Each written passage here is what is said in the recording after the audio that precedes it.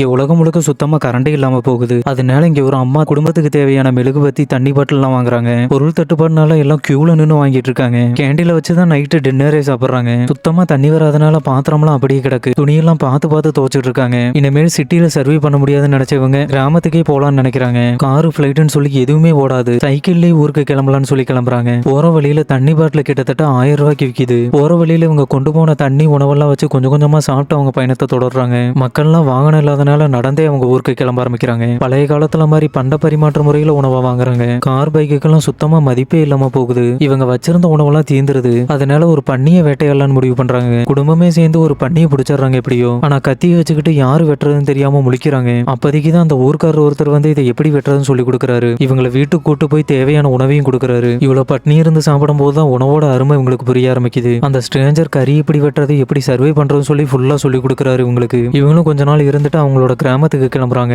அங்க போனதுக்கு அப்புறம் நியூஸ்ல சொல்றாங்க கரண்ட் எல்லாம் பழையபடி வந்துருச்சு. இருந்தாலும் இவ்வளவு நாள் மொபைல் டிவி இல்லாம வாழ்ந்த வாழ்க்கை இவங்களுக்கு ரொம்பவே பிடிச்சு போயிருது. உண்மையான வாழ்க்கைனா என்னங்கறத புரிஞ்சுக்கிறாங்க.